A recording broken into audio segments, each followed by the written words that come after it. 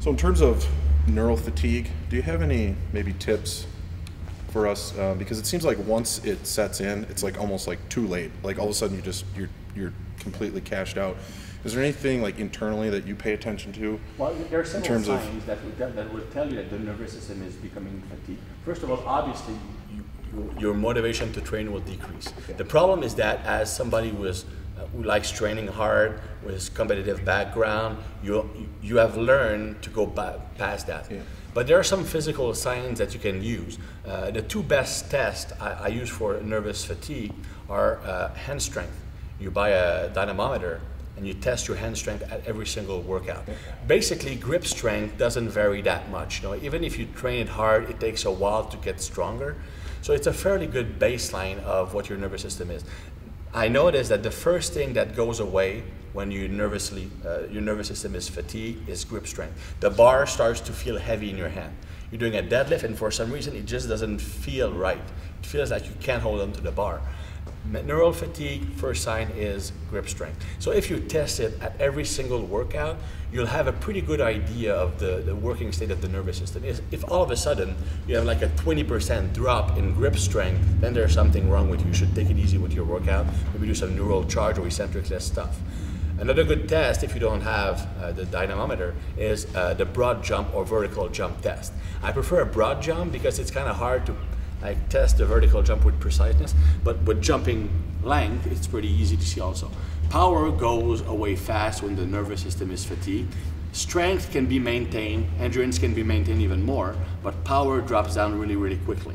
So a vertical jump is a good way to test that. If you have a tendofitridine unit, it's even easier because it gives the power production in watts, so it is really precise. So these are the two things I use easily to see what's the working state of the nervous system. How about within a workout itself? Like sometimes you'll go into a workout and you feel good, and then you'll just, I should have clarified, that's what, flat, yeah. Because all of a sudden, like, because I've been maybe 2 rounds into like a workout or something, like if I was doing a complex workout, and I feel fine heading into it, and all of a sudden it's just like boom, and it's just gone. And I guess maybe there is no warning sign for something like that. Yeah. I don't know. Actually, it took me by surprise, and I was like, wow. And no, I was wondering, it happens. Anything that you've when that way, it happens to me often, or for example, I will do an exercise and I just don't feel it, so I just drop that, just do something else. And if it happens during a complex, you just go flat.